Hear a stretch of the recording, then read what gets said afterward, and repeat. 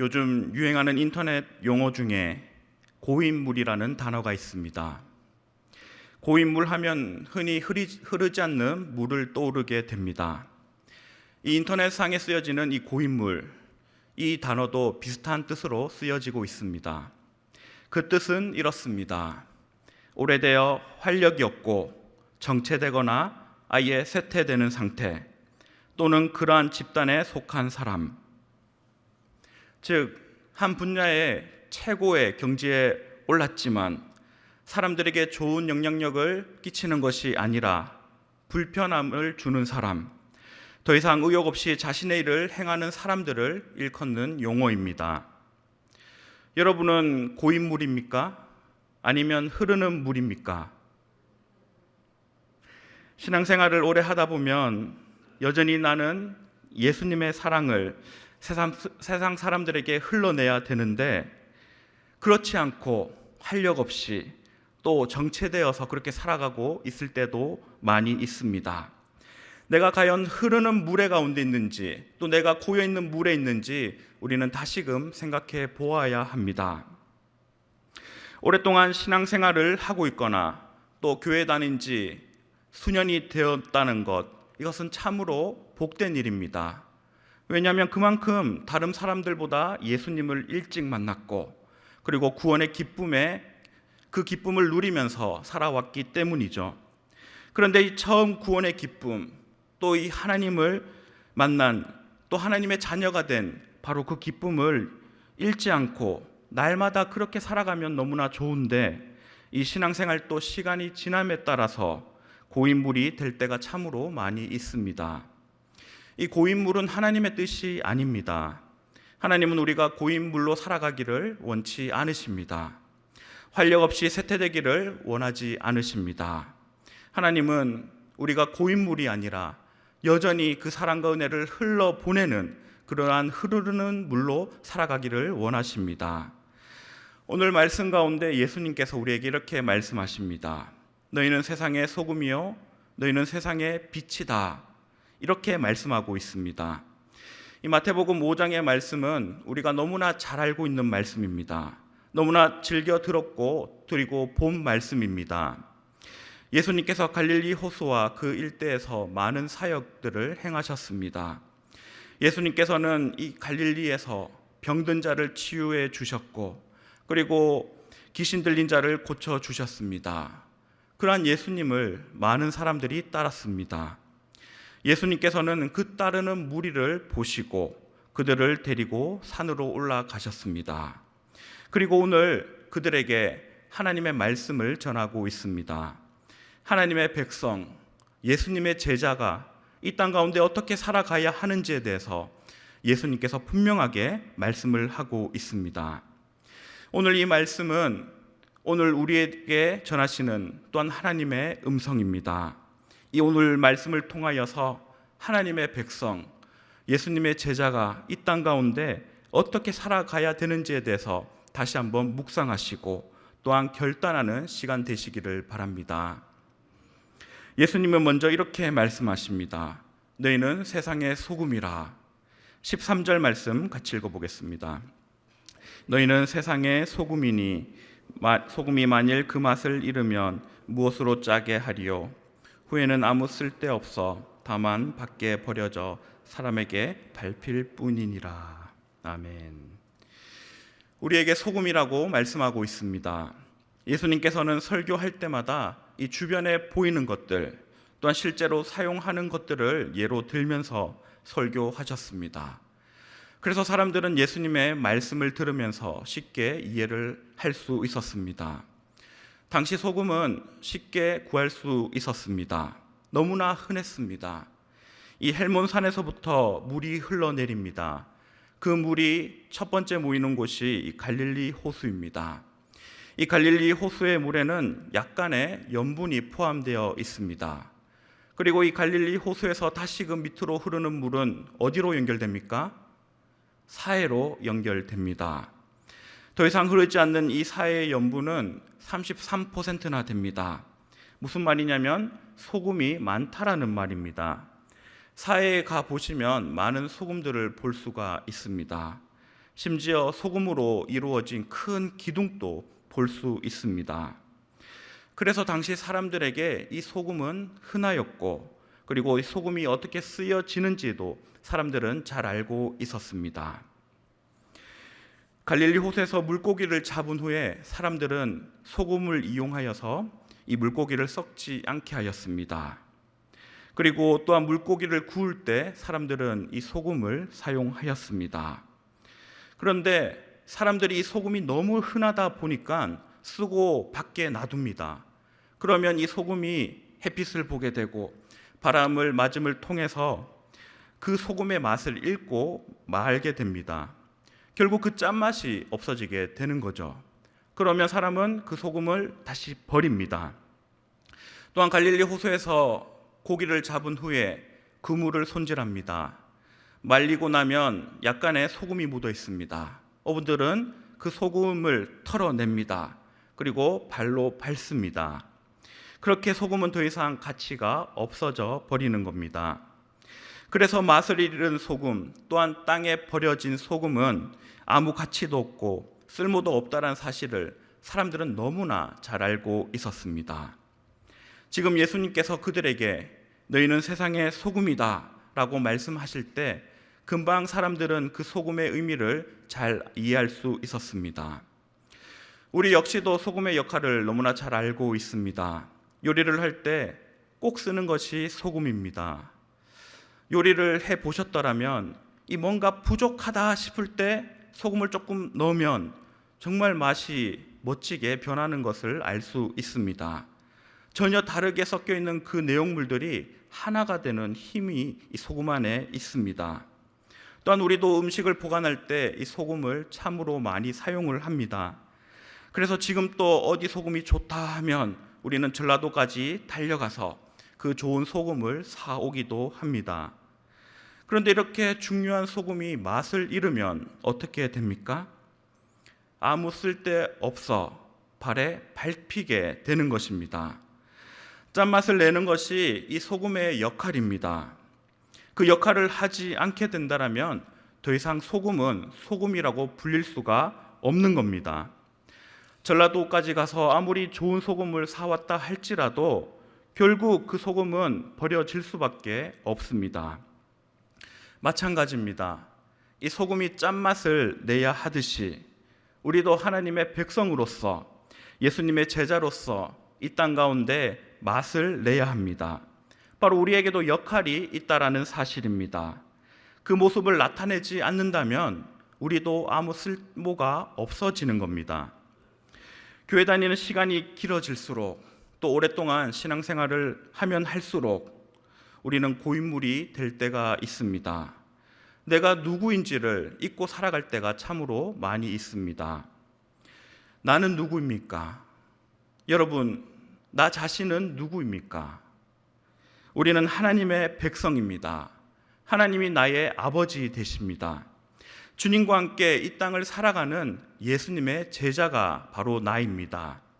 우리는 이 사실을 잊지 말아야 합니다. 내가 누구인지 이것을 아는 것은 너무나 중요한 일입니다. 내가 누군지 알아야지 무엇을 할 수가 있고 또 그대로 살아갈 수 있기 때문입니다. 수많은 철학자들이 나는 누구인가? 나는 왜 태어났는가? 나는 무엇을 위해 살아가는가? 그렇게 고민을 하였습니다. 늘 고민하고 연구하고 생각을 하고 또 생각하였습니다. 그러나 삶 가운데 이 하나님이 없다라면 이 물음에는 대답할 수가 없습니다. 왜냐하면 우리는 하나님의 자녀이기 때문입니다. 나를 지으신 이가 하나님이십니다. 나를 이 땅에 보내신 이도 바로 하나님 되십니다. 결국 하나님이 없는 인생은 평생 무엇을 위해 살아가야 하는지 또 무엇을 하며 살아가야 하는지 아무것도 모른 채 그렇게 살아가다가 답답하게 또 쓸쓸하게 죽음을 맞이하고 맙니다. 하나님께서 소금을 만든 이유가 무엇입니까? 짠맛을 내라고 소금을 만들었습니다. 하나님께서 나를 만드시고 또 나를 세상에 보낸 이유가 무엇입니까? 바로 하나님의 백성으로 또 하나님의 자녀로서 이 땅을 살아가라고 우리를 보내셨습니다. 그래서 우리는 이 땅 가운데 소금으로 살아가기 위해서 내가 누구인지, 또한 내가 무엇을 해야 되는지, 또 하나님 아버지가 나에게 어떠한 존재인지를 우리가 분명히 기억을 해야 하는 겁니다. 우리가 잘 아는 미운 오리 새끼라는 동화가 있습니다. 오리 부부 한 쌍이 알을 낳습니다. 많은 알을 낳았는데 그 중에 유독 특이한 한 알이 있었습니다. 이 오리 부부는 대수롭지 않게 생각을 하였고 그대로 알을 품었습니다. 그리고 시간이 지나서 이제 오리들이 태어났습니다. 그런데 유독 특이하게 생긴 회색 빛을 띠는 한 오리가 있었습니다. 이 오리는, 이 못생긴 미운 오리 새끼는 다른 오리들과 다르다는 이유로 그렇게 구박당하고 또 괴롭힘을 당하며 살아갔습니다. 결국 이 미운 오리 새끼는 무리에서 떠나게 되었고, 그리고 자신을 사랑해줄 다른 무리를 찾아서 그렇게 매일매일 다닙니다.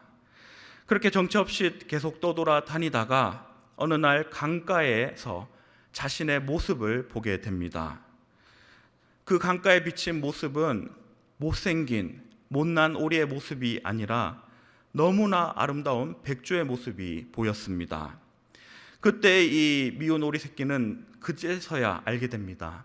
나는 미운 오리가 아니구나. 나는 백조였구나. 내가 이렇게 멋진 백조였다니. 그제서야 자신의 모습을 알게 되었습니다.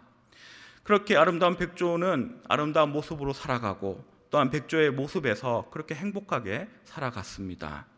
이것이 동화의 이야기입니다. 여러분, 그렇습니다. 오리는 오리로 살아가야 하고 백조는 백조로 살아가야 합니다. 그때 기쁨이 있고 그리고 행복이 있습니다.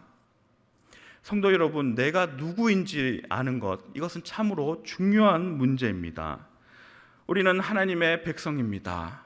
우리는 구원받은 자들입니다. 이 사실을 분명히 알 때 우리는 이 땅 가운데 기쁨을 누리며 살아갈 수 있습니다. 때로는 하나님의 백성으로 살아갈 때 괴롭힘을 당하기도 합니다. 많은 갈등에 시달리기도 합니다. 내가 걸어가는 이 길이 맞는지 의심이 되기도 합니다. 신앙의 정체기도 찾아오기도 합니다. 하나님께서 나에게 주신 이 직분을 잊어버리기도 하고 또 봉사를 해도 재미가 없을 때가 있습니다. 기도를 하는데 그저 그 응답에 대한 기대 없이 형식적으로 기도할 때도 있습니다. 그렇게 삶을 살다 보면 내가 누구인지도 모르고 살아가다 보면 결국 삶의 의미가 없어지게 되고 또 재미도 느끼지 못합니다. 이것이 맛을 잃은 소금의 모습입니다. 이것이 자신이 누구인지도 모른 채 살아가는 이 백조의 모습이라고 할 수 있습니다. 우리는 하나님의 자녀입니다. 하나님께서 나를 너무너무 사랑해 주십니다. 나를 사랑하셔서 다시금 나에게 오시기 위해서 나의 죄를 위해 이 땅에 오셔서 십자가를 지셨습니다. 나의 모든 죄의 문제를 해결해 주셨습니다.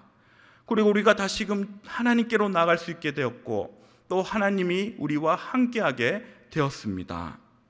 이 나를 향한 이 놀라운 하나님의 사랑을 알아야 합니다.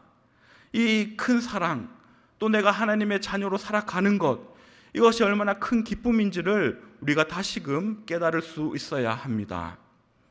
내 평생에 가장 복된 일은 무엇입니까? 내가 하나님을 알게 된 겁니다. 내 평생에 가장 잘한 일이 무엇입니까?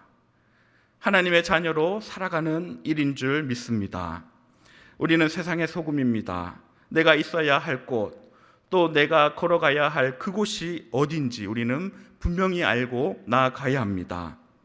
사랑하는 하나님, 또 전능자 하나님이 나의 아버지 되심을 알고 또 예수님께서 나를 구원하셨다라는 이 구원의 기쁨을 누리며 늘 세상 가운데 주님을 나타내며 또한 소금으로 살아갈 수 있어야 합니다. 어디에 있든지 또 여러분 무엇을 하든지 하나님의 백성으로서 이 땅 가운데 그리스도의 맛을 내는 저와 여러분 되기를 축복합니다. 우리에게 세상의 소금이라고 말씀하신 예수님께서는 이어서 뭐라고 말씀하십니까? 너희는 세상의 빛이라 말씀하십니다. 14절 15절 말씀 같이 읽어보겠습니다. 너희는 세상의 빛이라. 산 위에 있는 동네가 숨겨지지 못할 것이요 사람이 등불을 켜서 말 아래 두지 아니하고 등경 위에 두나니 이러므로 집안 모든 사람에게 비치느니라. 아멘. 너희는 세상의 빛이니라 말씀하십니다. 예수님께서는 사람들에게 또다시 이해하기 쉽게 그렇게 비유로 말씀하고 있습니다.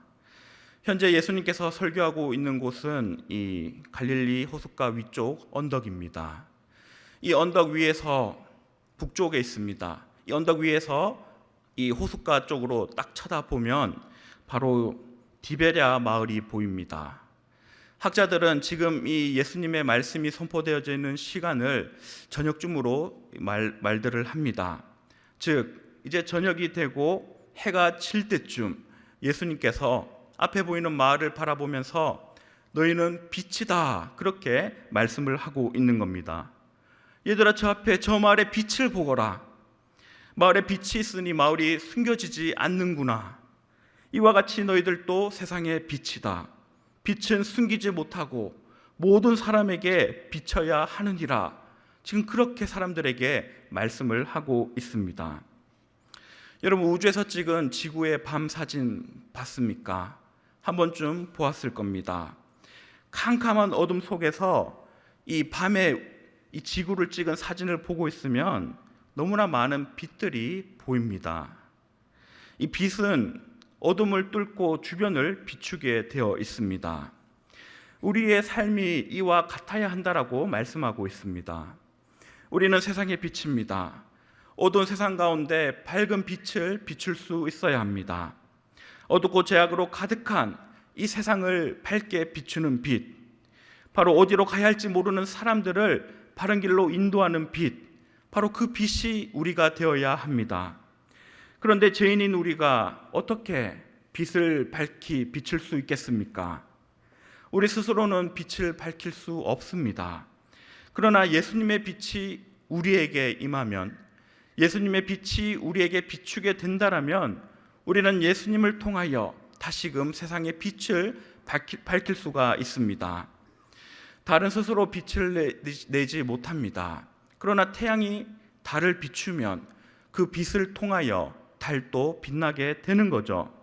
마찬가지로 우리 안에 예수님이 있다라면, 그 사랑이 우리 안에 있다라면, 또 우리 안에 그 구원의 기쁨이 있다라면 우리도 예수님을 통하여 이 땅 가운데 또한 세상 가운데 밝은 빛을 비출 수 있게 됩니다. 빛이 필요한 곳은 밝은 곳이 아닙니다. 빛은 어두운 곳에서 필요합니다. 오늘 읽은 15절에서 예수님께서는 그렇게 말씀하시죠. 등불을 피워서 등경 위에 두라. 그렇게 말씀합니다. 언제 이 등불을 피웁니까? 대낮에 피웁니까? 깜깜한 밤이 되면 이 등불을 피우게 됩니다. 바로 어두운 곳에서 너희들이 빛이 되라. 지금 그 말씀을 하고 있습니다. 사람들은 어두운 곳에 가기 싫어합니다. 그곳은 나에게 유익이 없고 또 나에게 어떠한 것도 주지 않기 때문입니다. 오히려 그 어두운 곳은 내가 얻을 것도 없고 또한 나의 헌신이 필요한 바로 그곳이 이 어두운 곳입니다.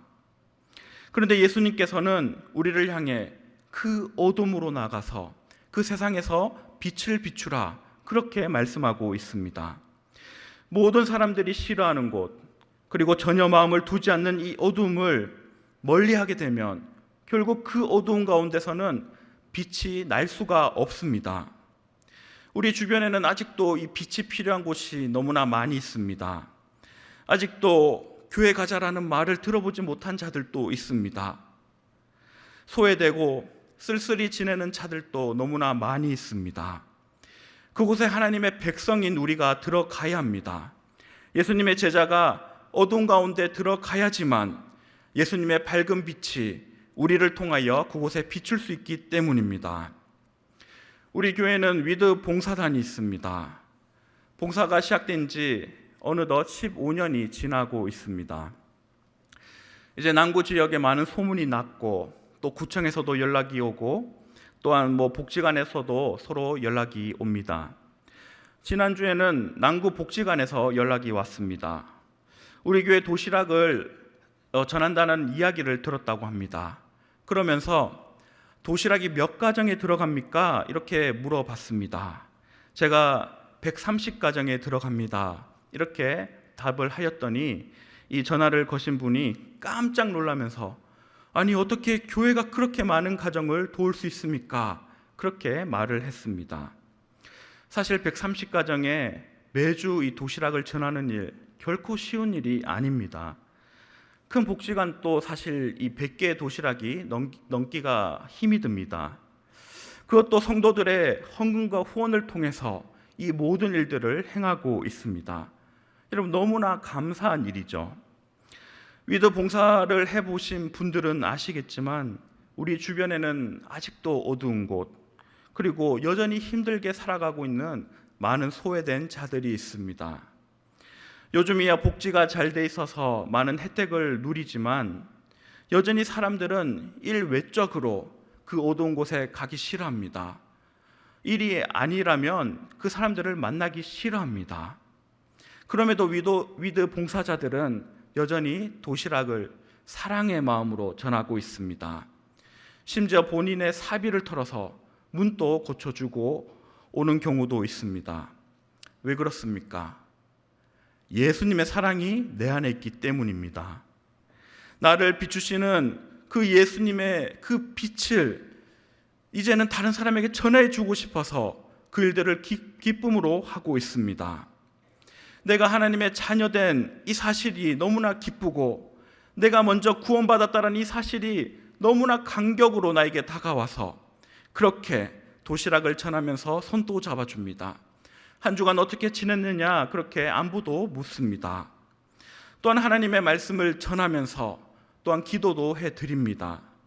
그렇게 많은 분들이 영적 기도문을 읽으시고 또 하나님을 마음 가운데 구주로 모시는 그러한 일들이 끊임없이 일어나고 있습니다. 이 억지로가 아니라 기꺼이 그리고 감사해서 정말 그 은혜가 넘쳐서 자연스럽게 행하는 이 선행, 바로 이 빛을 비추는 것, 바로 이것이 하나님께서 말씀하시는 세상의 빛의 모습입니다. 성도 여러분, 이 예수님의 발걸음이 있는 곳에 우리의 발걸음이 가야 합니다. 예수님이 쳐다보는 그곳에 우리도 함께 쳐다볼 수 있어야 합니다. 그곳에 우리를 통하여 예수님의 빛이 전해지기 때문입니다. 여러분의 삶 가운데 그 어두운 곳은 어디가 있습니까? 내가 외면하고 싶은 곳, 다가가기 싫은 사람, 나의 시간을 투자하기 싫은, 바로 헌신하기 꺼려지는 바로 그곳이 어두운 곳입니다. 그곳은 가정이 될 수도 있고 또 직장이 될 수도 있으며 교회가 될 수도 있습니다. 우리가 가지 않으면 그곳에는 빛이 비춰질 수가 없습니다. 예수님이 나를 통하여 그 빛을 비추고 있기 때문입니다. 나에게 먼저 찾아오신 그 주님을 기억하시기를 바랍니다. 구원의 은혜를 생각하시기를 바랍니다. 그리하여 억지로가 아니라 기꺼이 그리고 기쁨과 감사함으로 어둠을 밝히는 그러한 세상의 빛으로 살아가시기를 바랍니다. 그렇다면 세상의 소금과 빛인 우리가 어떻게 살아가야 하겠습니까? 오늘 말씀 가운데 예수님께서는 착한 행실을 통해 하나님께 영광을 돌려라 그렇게 말씀을 합니다. 우리 16절 같이 읽어보겠습니다. 이같이 너희 빛이 사람 앞에 비치게 하여 그들로 너희 착한 행실을 보고 하늘에 계신 너희 아버지께 영광을 돌리게 하라. 아멘.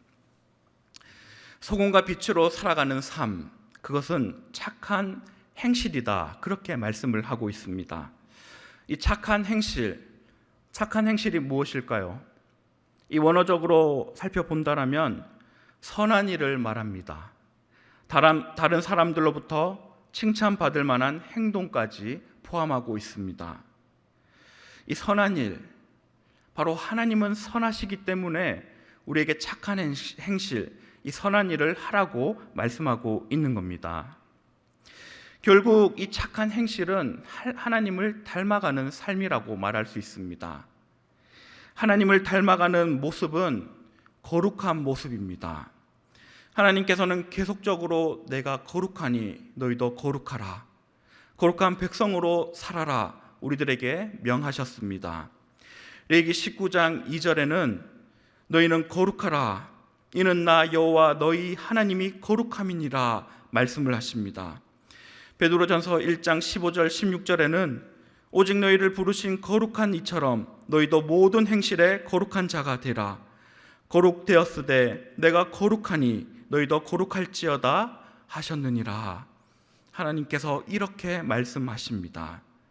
결국 거룩이 무엇입니까? 착한 행실이 무엇입니까? 바로 하나님을 사랑하는 삶, 그리고 이웃을 사랑하는 삶, 바로 이것이 거룩입니다. 결국 이것이 선한 행실이라 말할 수 있습니다. 하나님은 우리의 삶 가운데 이러한 선한 행실을 나타내기를 원하십니다. 우리가 세상의 소금과 빛으로 살아갈 때 우리 안에 하나님의 사랑이 나타나야 합니다. 그 사랑이 날마다 커져가야 합니다. 하나님 때문에 기뻐할 수 있어야 하고 하나님 때문에 우리는 만족할 수 있어야 합니다. 오늘 당장 힘든 일 그리고 절망스러움 때문에 우리가 낙심해서는 아니 됩니다. 때로는 힘들고 때로는 시련이 올지라도 여전히 나와 함께 하시는 하나님을 바라볼 수 있어야 하고 나를 붙잡는 또 나를 자녀 삼아 주시는 그 하나님 때문에 기뻐하고 감사하며 찬양하고 기도할 수 있어야 하는 겁니다. 세상 사람들은 이해하지 못합니다. 손가락질하고 비웃습니다. 왜입니까? 어둠은 빛을 싫어하기 때문입니다. 그럼에도 우리는 빛이 되어 이 어둠을 밝혀야 합니다. 하나님의 백성으로 산다는 것이 얼마나 기쁘고 얼마나 감사한 일인지 우리가 보여주어야 하는 겁니다. 하나님 때문에 기뻐하고 감사하는 바로 이러한 자를 누가 막을 수 있겠습니까? 결코 그 빛을 감출 수 없습니다. 하나님을 사랑하여서 하나님 때문에 기뻐하며 또한 그 은혜에 감사하며 선한 일을 행하시는 여러분 되시기를 바랍니다. 또한 우리가 세상의 소금과 빛으로 살아갈 때 이웃을 향한 그 사랑의 마음이 더욱더 커져가야 합니다. 하나님께서 우리를 하나님의 백성으로 먼저 부르신 이유가 무엇입니까? 받은 사랑과 은혜를 너희가 먼저 알고 기억하여서 이제는 이웃에게 그 사랑을 전하라고, 이웃에게 그 빛을 비추라고 우리를 먼저 부르셨습니다. 우리는 먼저 하나님의 자녀된 자로서, 또한 먼저 신앙생활을 한 자로서 결코 고인물이 되어서는 안 됩니다. 그저 가만히 앉아서 말로만 떠들고 있어서는 안 됩니다. 우리의 신앙이 정체되거나 쇠퇴되어서도 안 됩니다. 남에게 불편함을 주는 그러한 존재로 살아가서도 안 됩니다. 이제 내 안에 있는 이 예수님의 사랑이 주변 이웃에게 흘러나가야 합니다. 내 안의 빛이 사람들에게 비춰질 수 있어야 하는 겁니다. 남들이 하기 싫어하는 일을 내가 먼저 행할 수 있어야 합니다. 바로 그 모습을 보고 세상 사람들이 예수님을 만나기 때문입니다. 교회 안에서도 마찬가지죠. 먼저 구원받은 자들이 헌신하고 또 봉사할 수 있어야 합니다. 이제 막 신앙생활을 시작한 사람들, 이제 열심을 내는 사람들에게 자, 너희는 이제 늦게 왔으니 너희가 일들을 행하거라, 너희가 기쁨으로 일들을 좀 해라, 이렇게 말해서 되겠습니까? 우리는 먼저 믿은 자로서 또 먼저 신앙생활을 행한 자로서 그 아름다운 수고와 그 사랑을 먼저 보여주어야 하는 겁니다. 이 아름다운 수고를 통하여서 이 교회 안에, 우리의 공동체 안에 바로 이 하나님의 사랑이 또 하나님의 빛이 넘쳐나기 때문입니다. 그리고 무엇보다 그러한 수고와 헌신을 통하여서 하나님께서 영광 받으시기 때문입니다. 한 해가 시작되었습니다. 또한 우리는 2주간의 특별 새벽 기도회를 마쳤습니다. 우리는 우리가 해야 할 일들 또 우리의 자세에 대해서 다시 한번 묵상하며 하나님의 뜻을 알게 되었습니다. 올 한 해 내가 가야 할 곳 또한 내가 헌신해야 할 일들이 더욱더 많아졌습니다. 여러분들이 수고하고 또 땀 흘리며 또한 소금의 역할, 빛의 역할을 행하여야 할 많은 곳들이 있습니다. 우리는 더 이상 고인물이 아닙니다. 우리는 교회로, 이제 세상으로 나아가야 합니다.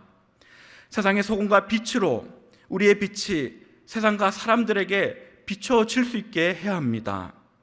우리는 하나님 앞에 서는 그날까지 바로 이 소금의 역할, 빛의 역할을 감당하며 또한 그 빛을 비추어야 하는 하나님의 자녀입니다.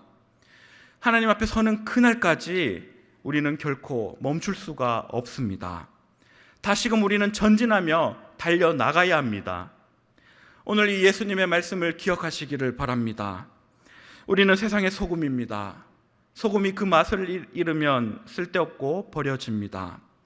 내가 하나님의 백성이며 예수님의 제자라는 이 사실을 우리는 분명하게 기억해야 합니다. 또한 우리는 세상의 빛입니다. 어둠이 있는 곳에 내가 나아가 빛을 밝혀야 합니다. 내가 빛을 내는 것이 아닙니다. 내가 헌신하고 나아가면 예수님께서 나를 통하여 그 빛을 비추십니다. 이 빛을 비추는 성도 한 명 한 명이 모일 때 이 땅 가운데 또 세상 가운데 이 교회 안에 더욱더 큰 빛이 비추게 될 줄 믿습니다. 이러한 우리의 착한 행실을 통하여서 하나님께서 영광을 받으십니다. 이 땅 가운데 우리의 이 착한 행실을 통하여서 하나님 나라가 임하게 될 줄 믿습니다. 강하고 담대하시기 바랍니다. 하나님께서 나를 통하여 일하십니다. 주님 앞에 서는 그날까지 선한 싸움을 싸우면서 세상에 빛을 비추는 저와 여러분 되시기를 주님의 이름으로 축원합니다.